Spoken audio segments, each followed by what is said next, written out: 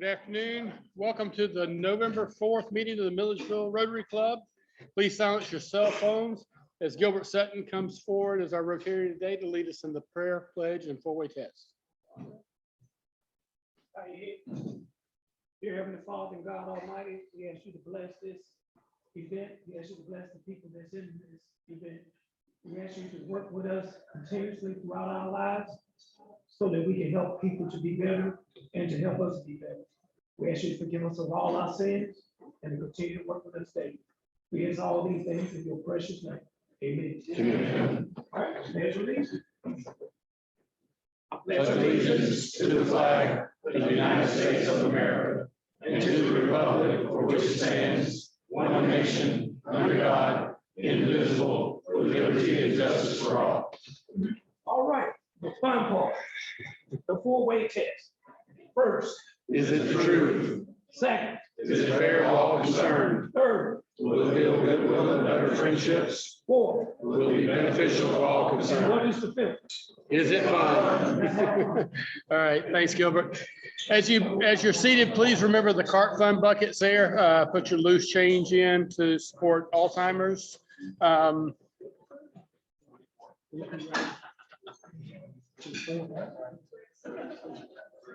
Yeah. All right, so we had $24 in the cart fund last week. Can I get two people to do a $10 match? All right, Dr. Price, did you get those? We had. You get it? All right. All right, thank y'all. All right, we have any announcements? Good afternoon, everyone. This is the last time that I will mention our Thanksgiving baskets. We're up to 47. Our goal is 75, but you will be billed. And so I have the list. If you're interested and you haven't signed up, let me know. But we at least have 47 baskets that are paid for. So thank you. Excellent. Yeah, Jake. Right, if you would like to volunteer, it's gonna be on November 20th, which is my birthday, just in case. But it's November 20th at 9 o'clock, and it's gonna be at Lakeview Academy, and I'll send the address out. For those of you where it's not located, it's the old Eagle Ridge, but that's where we'll be at 9 o'clock on November 20th. All right, thank you. Jay? I'm gonna pledge 5 baskets. Is anybody can match this morning with me? You're gonna add 5 more? I'm gonna add 5. I think Dr. Price, you have one. Yeah. Awesome. I will pass it around and see who else wants to take that challenge of adding one more basket. So thank you. Okay. All right.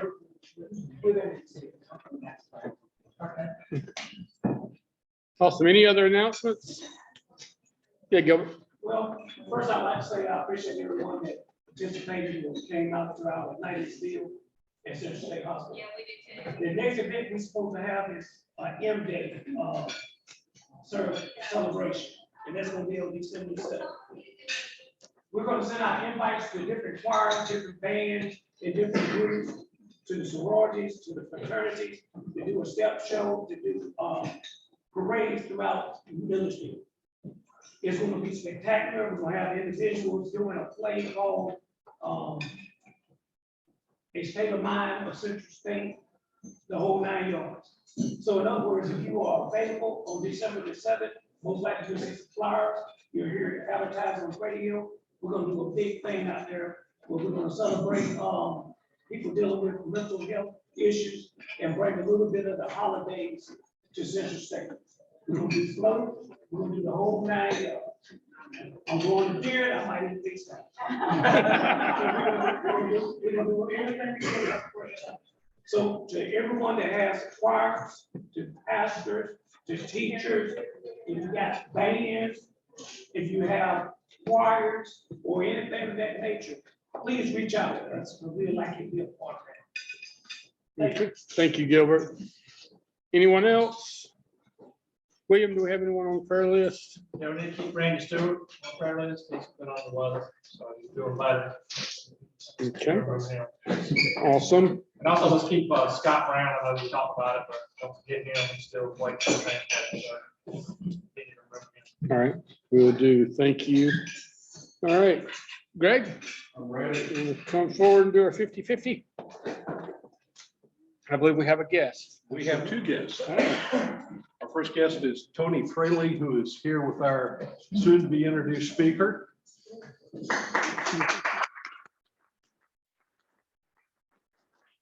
have Kenny Griffin, who is head of Georgia Cycling. Welcome to both of them. Yep. I'm going to ask you to pick the winning ticket. Paul gets mad if I don't screw these up.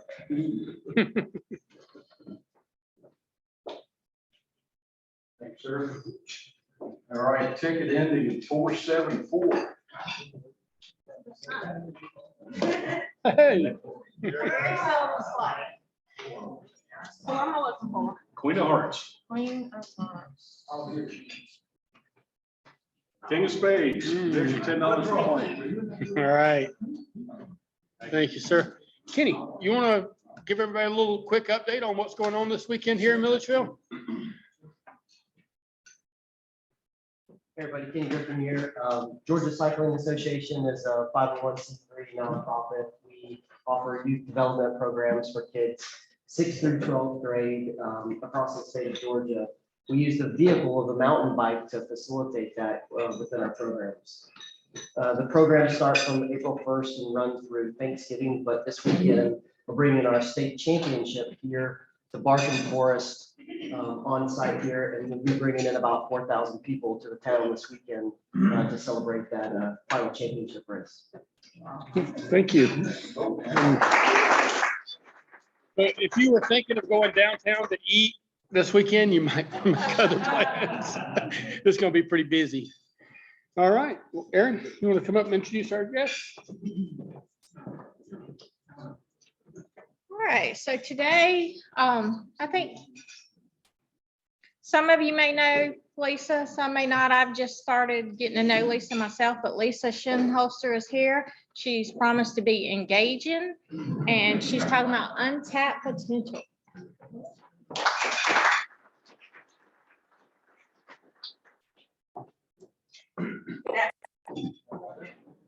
Come on now, good afternoon.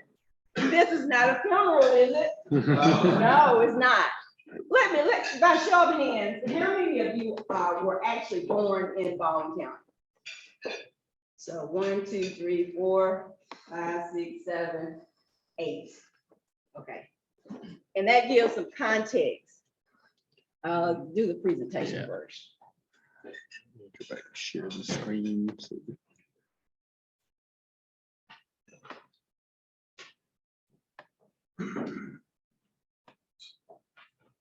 Okay. Thank you.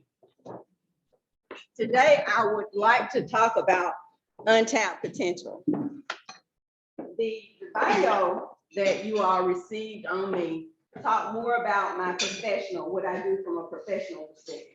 But I'm more than that.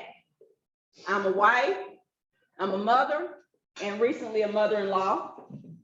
I'm an ordained minister, director of quality with a local kaolin company. I am also an entrepreneur.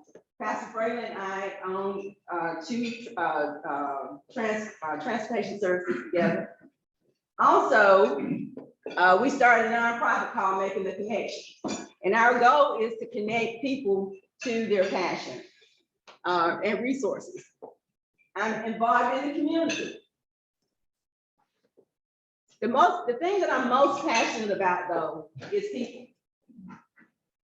For more than 29 years, I worked at a local aircraft company and was able to harness all of my experiences there to go over into an industry that I knew nothing about, the mining industry.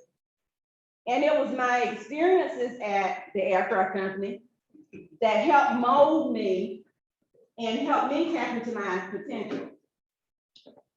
So there was a foundation that I didn't realize was being laid for me.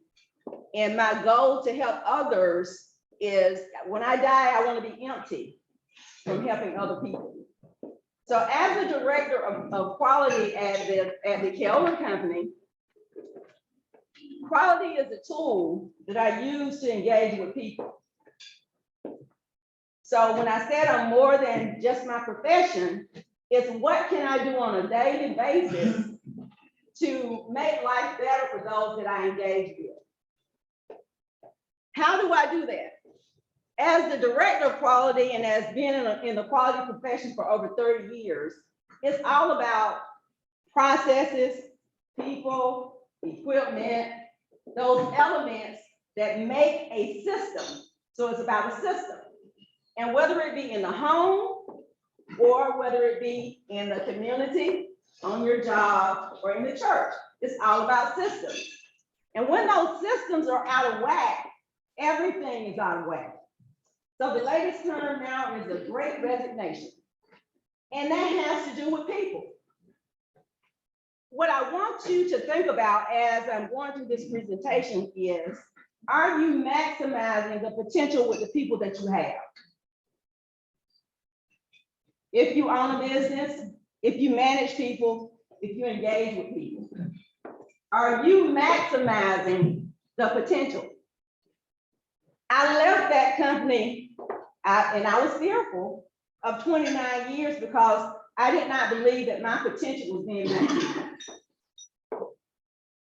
So I focus on evaluating. Pastor Fraley often tells me that, what's your nickname for me? Analytical. I don't say a lot, but when I say something, I give it a lot of thought. I analyze a lot. After I analyze, I want to do something about it. One of my friends tells me, you know, you'll pick up a straight person in a minute, especially if it's a young person, because somebody did that for me one day. Legacy Shuttle is a transportation service that Pastor Fraley and I started out with Boys and Hope in 2009. And it's still about connecting people to their destination. We have a group of people that we can rely on, and some of them you're familiar with when we need, because we're not experts. And what I've learned in life is that you have to collaborate. None of us are the know-all of everything. So we have people that we can go to that we trust, and pin that word trust, who will give us honest feedback on anything that we bring to them. Drivers, we're in the transportation industry, and we know that this industry is ripe for anybody who wants to drive now because there's a shortage. What we desire to do is to create a platform for young people to go into an industry like that. Because we have too many youth who are not doing anything and reaching their full potential. So what is it that we can do as a community to help Dr. Price or the other school systems? Because every child is not going to go to college. COVID came. We have resources that we can do little with. The charter bus business, because of the age of our buses, we've got to rethink a strategy on how best to use the resources that we have. That has been my life. And I'll share what I mean by that in a few minutes. So we have resources that we are going to do something with. Our nonprofit, Making the Connection, is about those four things: engaging people, equipping people, enabling people, and empowering people to identify what they need and connect them with the resources that can get them what they need. One of the gaps that we recognize in our community is untapped resources. Community-based organizations are missing the opportunity to create a synergy and to pursue grant opportunities to address some of the needs in the community. We don't play well in the sandbox. And we have to look for ways, develop strategies on doing what we do best. Georgia Cycling, you work with young people. Your last speaker, Jameria Cummins, she works with young people. You have something physical that young people can do to point them in a direction. She has a reading program. How can the two connect and create summer activities or weekend activities so that young people who don't have anything to do except find mischief have something productive to do? Untapped potential in our community. Erin made the comment earlier that she's just getting to know me. I have been in Milledgeville, Baldwin County all my life. I am a person who focuses on actions speak louder than words. You can tell a person all day that you love them, but if your actions don't reflect that, it's just whistling in the wind. And a lot of times in the community, that's what we do. Yeah, spending a few minutes with the child is one thing, but investing time, because there's a difference. There's a difference when you make an investment in a person. I am where I am today because several people made an investment in me. So those 4 things, that's the mission of the nonprofit. Every organization, as I stated earlier, has to address these things. I was one of those young people who came up in the community where we struggle with the physiological aspects on this chart. Neither one of my parents raised me. My mom was a young unwed mother, and her sister raised me. She died when I was 14 years old. So those conversations about what you want to do in life didn't occur with me. They didn't occur with me. But the one thing that I had was athletic ability. Daddy had taught me, my uncle who raised me, had taught me how to play softball. I was the only girl in the household, so I had to do what my brothers did if I wanted, to be in the game.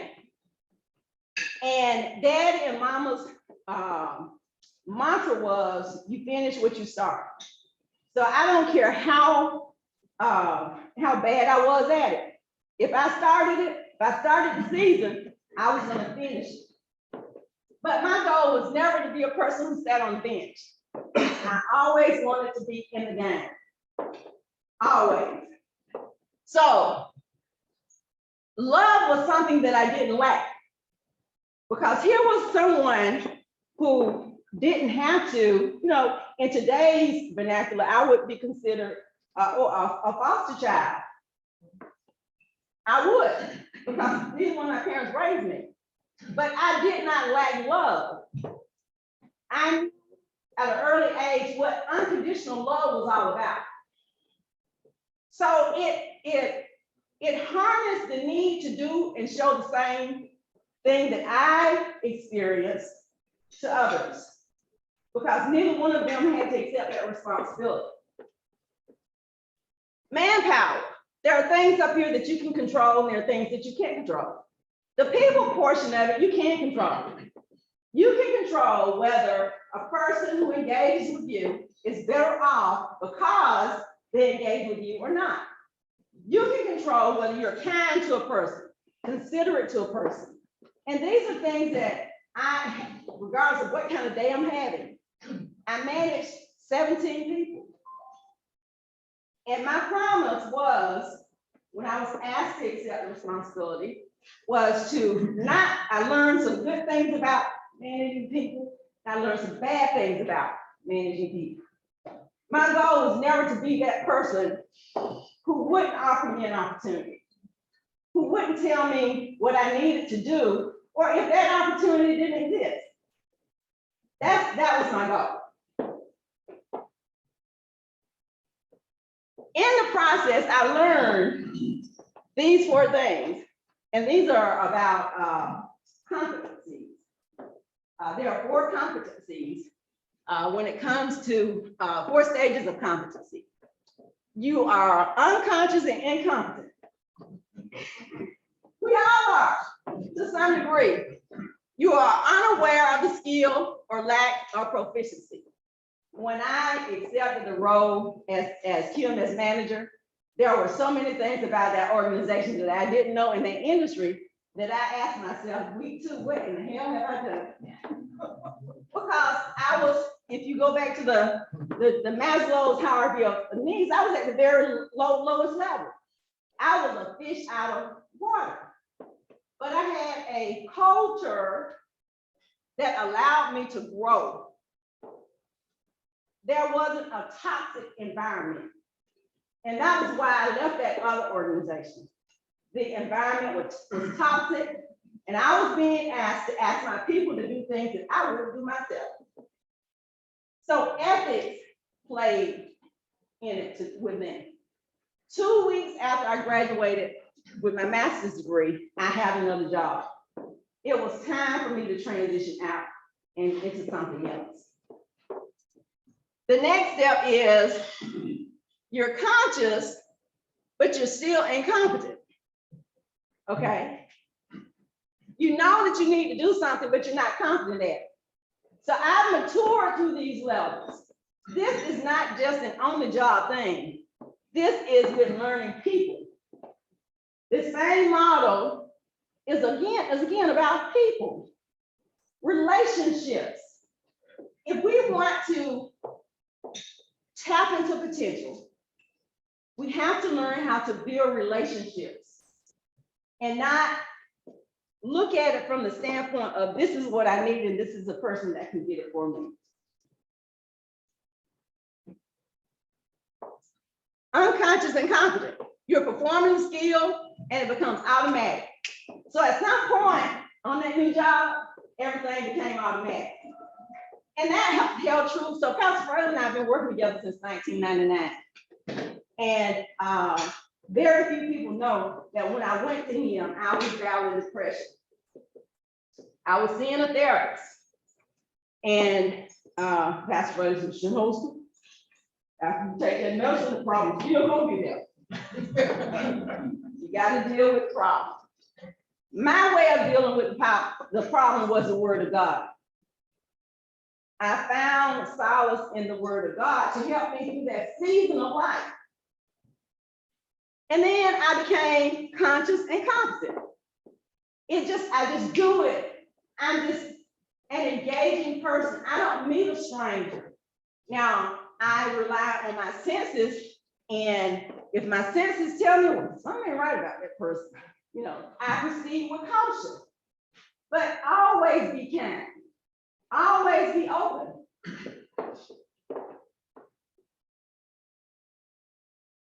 I don't know if any of you rely on the Gallup polls, but I look at it from a strategic perspective with managing my people and the organization. Because I'm not just responsible for those 17 people. I'm responsible for the quality management system for the entire organization. Our certification, ISO 9001:2015, depends on me knowing what the requirements are, and when processes and procedures, people need training, slowing that down. I've had to learn to delegate, going back to that model of competence and trust. Trusting that I'm giving my people what they need to do the job. This chart shows in 2020, the top line is the percentage of employees who are actually engaged in what they do on the job. Those are your performers. If only 31% of the people in an organization are engaged, what is that doing to your bottom line? That means that you have untapped potential in your people, but it will continue to be untapped if you don't evaluate and understand why the other, 69% are disengaged or moderately engaged. Could it be that they don't see an opportunity and and what they're doing is redundant? Could it be that we haven't been innovative enough in the business world to create opportunities for them to be open and share what we can do better and how they can be more fulfilled as an employee?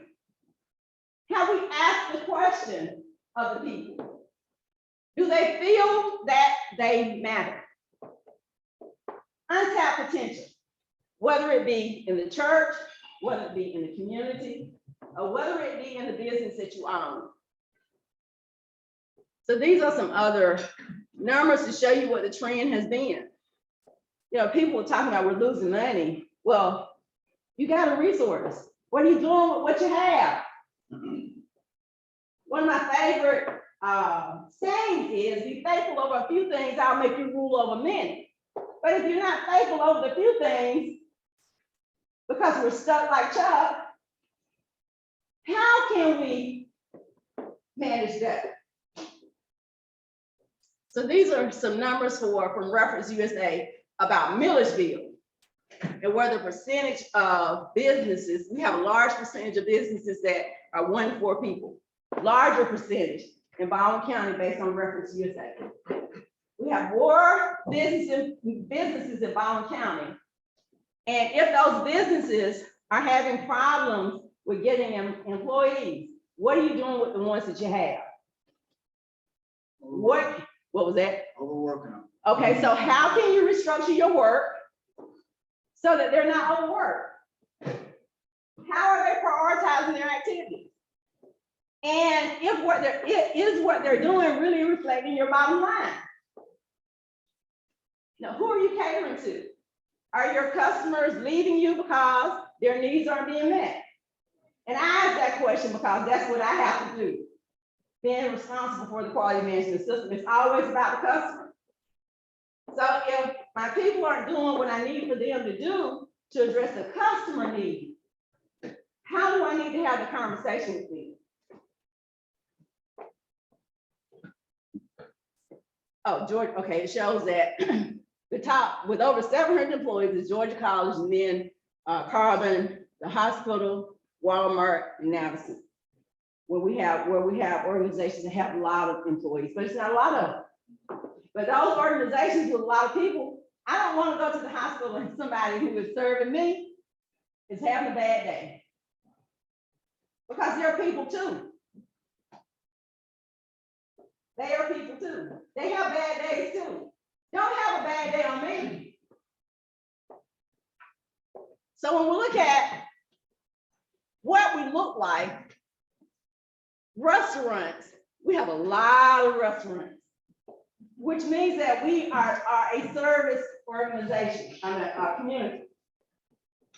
Are we preparing the students who are graduating, who are going to stay here to work in the service industry? The ones that are doing good in the service industry, what are they doing that, one, is keeping their employees, and two, keeping the customers to coming back? Are we looking at those types of things as the students graduate from high school? Do they have the skills to serve people, servant leadership? Is that a conversation we're having with them? The other side is attractions. And one of the attractions is golf course. When I was younger, Walter Williams softball, the park was the thing that was going. Truth be told, that's how I got my job at Grumman. Softball was really big with manufacturing. And I was the girl who was only 16, but who could play with the adults. So you can say I had game. I learned rules. I learned how to be a team player. And the one thing that I learned from Coach Myers and Terry was at the beginning of each year, each one of us had to try out for the position on the field. Because just because you were the best person last year, that means you will get that position. So I learned that anything you want, you have to work for it.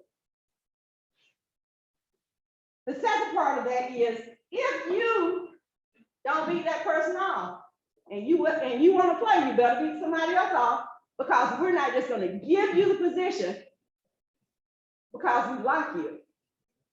I learned that I had to work for what I wanted, because that was the one thing that I could control. What are we teaching our teenagers these days? I learned work ethics on the softball field. That was the only outlet that I had, and it was a productive outlet. Cycling can be that one outlet that kids have. How can you make it so that all they want to do is cycle, and you can use that as a vehicle to make sure their academics are where they need to be? Because at the grade one now, we didn't play. Coach Myers didn't play it. And his goal for every player was to go to college. I'm going to skip through this because these are other numbers. And I'm going to get to, he told me I had 4, I had 5 minutes. So, untapped potential. If you want to address that, you got to be the change that you want to see in others. That's not just a quote from me. I had to start with me. It had to start with me. I had to learn what that meant. So if I want to be better at it, just like on the softball field, I had to put the time in on me. I had to develop me first and see how it worked for me, and then have the conversation with other people. So ADCAR is a change management approach that includes an awareness to a situation that needs to change, the person having the desire to change, and then giving them the knowledge of what you need to make the change. The A is for accountability. Hold me accountable for what I committed to, and you will see results. The beauty of this model is, if you have an organization, or if you have a family, or if you have a team, the person who scores the lowest on the level is where the team will start. Meaning that if you have people who are around you, know that they need to change, but don't have the desire to change, guess what? It's going to drag your organization. So we have to make some tough decisions. Oh, this picture right here is something that Rusty Kid, bless his soul, initiated with Reverend Fraley, Mary Massey,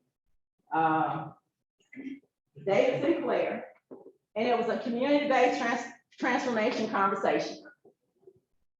Back in December of 2019, there were several, it was a very diverse group of people who typically don't come to the table to have a discussion on how can we make our community better.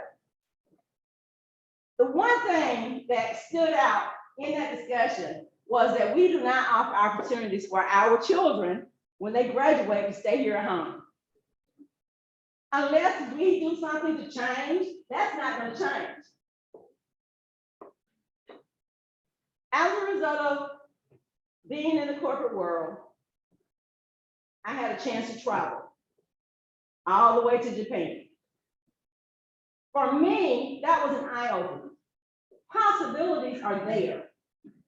We just gotta help them realize, and them being the teenagers, the next generation coming, that they have everything that they need if we're able to channel the energy in the right direction.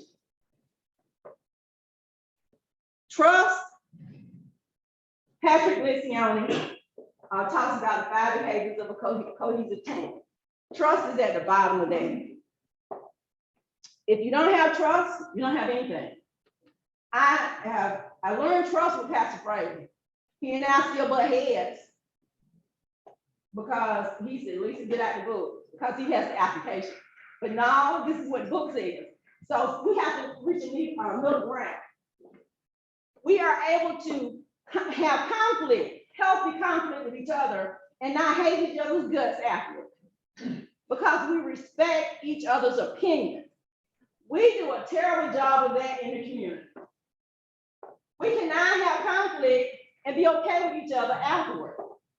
Because most of the time we haven't developed the relationship to understand where the person is coming from, and that trust is not there. Commitment. In a team setting, on my team does not look for me to hold them accountable. They hold each other accountable. They have the conversation with each other about how their needs were not met. So how do you have those conversations about what you need to do to make sure that your internal customer, your team member, is getting what they need? Because if we treat our people that we work with the same way we do our external customers, you will transform your organization. Accountability and results, you'll see the results. So last slide, I'm sorry, it was too long. That's Daddy. He had a big afro in the 70s. He transitioned in 2007. Mama transitioned when I was 14, turning 15 years old. I am who I am because of the foundation they laid for me. Faye Smith, Representative Faye Butts, was my first grade teacher. And I can remember as a little girl crying on the first day of school and her comforting me. It was through her that I learned an appreciation for education. Now, mind you, this was the first year that they segregated schools in Baldwin County. City Elementary. You know, see? Where they yes, that's where I went to school. She was my teacher. I felt love from her. Terry and Coach Mars. Coach Mars, bless his soul, died at softball practice, had a massive heart attack at softball practice. All hope for me was lost for education after him. Johnny Daniels at Triumph was my first mentor. I was 24 years old before anybody ever asked me, what do you want to do within the next 5 years? That's late in the game. I didn't have those conversations at home. And then Coach Pastor Craig. I can do this better because of him. We have debated over the years, the past 20 years, to the point where he knows what I'm gonna say before I say it. And he's already told me that I passed my time. I have one more thing. This was an opportunity for me to self-reflect and to see how I arrived at where I am today. So can you make that a little larger? So I stepped through different aspects of life, starting in 1970, Coach Myers and Terry. I got married in 84, started Triumph in 84, sweeping the floor, literally, well, I wasn't sweeping the floor, but I was delivering mail and making blueprints. So that's close to sweeping the floor. I started on the ground floor. So with the right combination of people around you, you can succeed in life. But how do we transform or transfer that conversation in our community so that we create win-wins? One of the ways that I did it, and I told you I had to shake myself first, I'm a life learner. I believe in understanding Lisa first. If I understand Lisa, I understand why I respond to things that are said to me that I may perceive to be off the cuff. So seek first to understand and then be understood. All those certifications have helped me to do that for me. I'm very aware of what my emotional intelligence score is in areas that I need to work on. Yes, sir. With that being said, we can all turn Milledgeville Baldwin County around if we work as a cohesive team and target where the need is to address that untapped potential, because we definitely have potential in our community.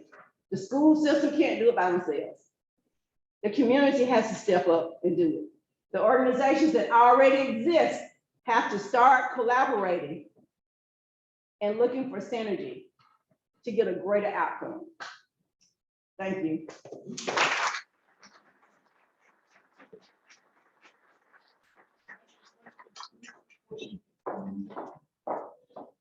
I'm sorry, I went over. That's not a good thing for a Toastmaster. Choices. Greg, please. Where's Greg? There. There he is. Okay. Oh, okay, thank you. All right, Lisa, thank you so much. And Tony, Kenny, thank you for coming out and come back and join us again. So with that, we'll be adjourned.